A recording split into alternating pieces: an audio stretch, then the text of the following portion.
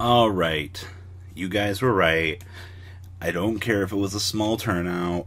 Information is still information. So, Blue Shirt Squad. What is Crazy Green Robbie yabbering on about? Well, here's the thing. I was reading some comments yesterday about some of the deck list.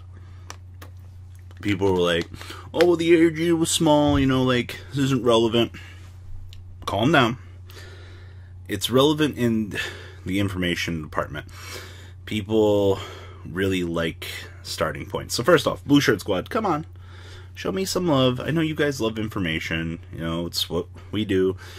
It's the fundamentals of this channel to provide you guys with what I find out to be interesting. So, yes, the ARG had roughly about 80 people yesterday. But here's the thing, though.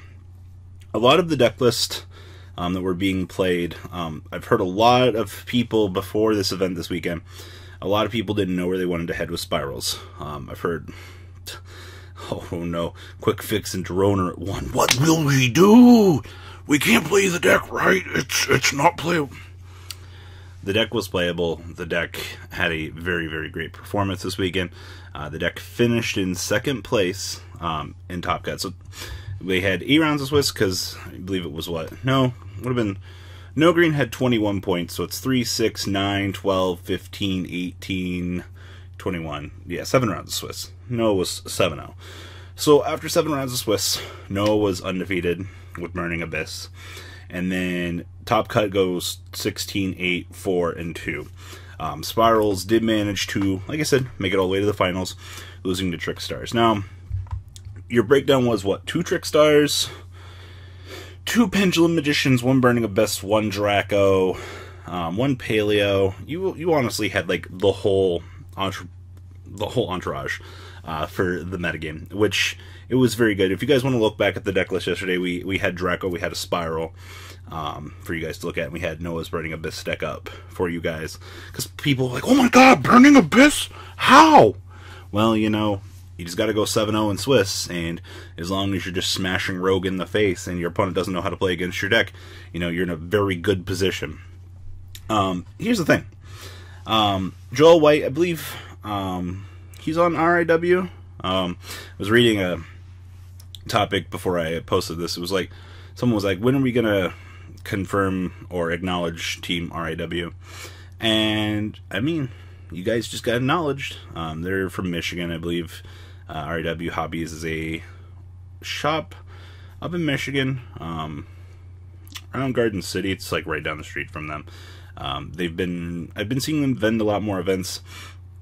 They've been coming up in the world. They're a little bit smaller of a group of people. I know a lot of people are indifferent about the ARG team series.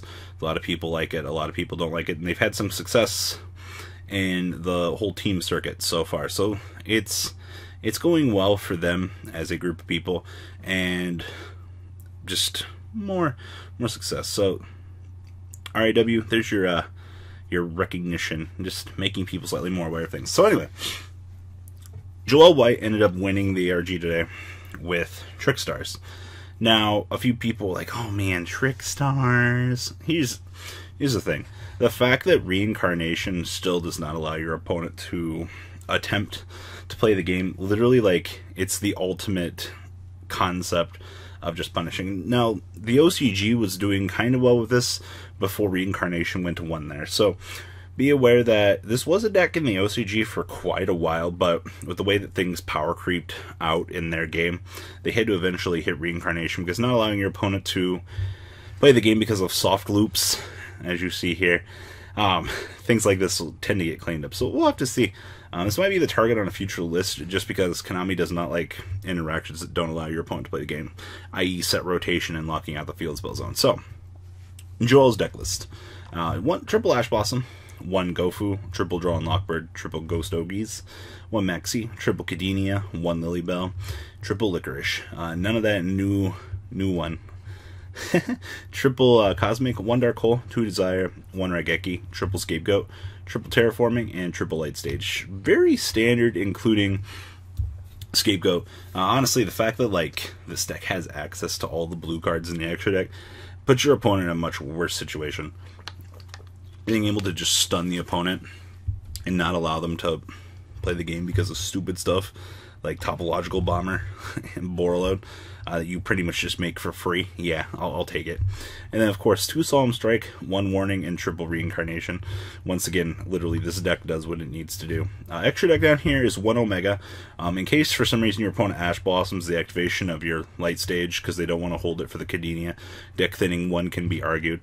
But you can resolve the Gamma, go into the Driver, and then you can make an Omega, just even more punishing to the opponent. So we have the Kaiju package in here, the 4 cards, the Gammas, the Driver, triple Anti-Spell, triple Evenly, and the 1 Solemn. Anyway, back in the extra here, you have Omega, Ram Pulse, Break Sword, Akashic Magician, Borreload, Firewall, Gaia Saber, Ib, 2-Link Spider, Mrs. Radiant, Ningresu, Topological Bomber, and Holly. So, how good is actually the Scapegoat engine in this deck? The fact that people will make the argument, oh, well, you have to draw it, and you have to set it. Also technically acts as a physical chum block against our good friends, Spirals. If your opponent's setting up for an OTK, it's actually not a terrible defensive card if they don't have Trigate. If they've got Trigate, you're going to be in a pretty terrible position. I also like the fact that this is a combo extender. If you set up Cadenia, Licorice, you'll literally just be in a little bit better of a position than you normally were. Double Ash Blossom's fantastic. Is an opening hand card. Scapegoat, Gofu. Okay, so something interesting here. Gofu was not being played by a lot of people pre-Spirals. I saw Spirals near the end of their hit. In the YCS, people were tending to really play this. Now, the fact that it's gone to 1, I think a lot more people, the mentality of I don't have to play 3 of them has finally kicked in. If I open it, I can go into more stable of plays, because Gofu literally would make you decode Talker for pretty much free, because you go Spider into Ib or Proxy Dragon. Very interesting to note here, he is not playing Decode Talker, which... Gofu as an enabler, I assume that just Gofu in any normal summon gets you in a Borreload, gets you into Topological. And let's be real here for a second. Actually, the fact that Topological Bomber lets you continuously nuke zones and not let your opponent play the game. Very, very good. If another monster is special summoned to a zone that this guy points to, you just get to nuke. So as a meta call, this was actually not awful. I've been saying this for a little while, that Trickstars are kind of just that hidden deck. Anytime you get Reincarnation, Draw, and Lockbird, you want to shoot yourself in the leg. And already the fact that like you're playing 10 hand traps. The Spiral list I think we profiled yesterday was on 11 hand traps with the inclusion of Crow. This one's packing in 10. I was actually thinking we were going to stray a little bit further away from hand traps, because Pendulum Magician really can't support multiple hand traps. And granted, you know, if you're playing multiple of any hand trap and Pendulum Magician outside of 3 Ash and 1 Maxi, I mean, the consistency in your deck is just, it drops every card that you drop out of your main deck, and I don't think you really want to go away from that. Will we see some sort of limitation on Ash Blossom or any of the other hand traps? It'll be left to say. I mean, like I said, when I was talking about set rotation earlier in here for the meta hit, cards that don't allow your opponent to play the game tend to slightly go out of favor. Granted, if there are things that you would already be main decking outs to, locking your opponent out of their field spell zone, no one's already playing Cosmic Cyclone in that format, and having to there's a difference between not allowing your opponent to just do something as opposed to Ash Blossom just stopping it. It still allows you to play the game as opposed to set rotation not allowing you to play the game. I don't know. It's one of those really weird if scenarios kind of comes up. So anyway, this is Joel White's interesting Trickstar deck list. It honestly looks very standard for what you'd be expecting going into the metagame. Back row removal has returned, as you see here. Definitely one of the more standard lists. So what do you guys think? Leave a comment down below. Also, congratulations to everyone that played at ARG this weekend. Hope that these lists will give you guys a little bit more of an interesting starting point going into your regionals this month before Magical Musketeers come out. So, what do you guys think? Alright guys, Deuce Reno is my audience Reno. The ride never ends, guys. Make sure you enable those notifications to get the latest videos that are being posted on this channel. Make sure you guys check out VanCole40 for my Cardfight Vanguard channel. And join me and House of Champions on the Zodiac Duelist TV Twitch stream. We'll be interacting with our audiences. And please check out No Limit Gaming and LGTCG.com for the cheapest trading cards on the market. Thanks for watching, guys, and please have a good day.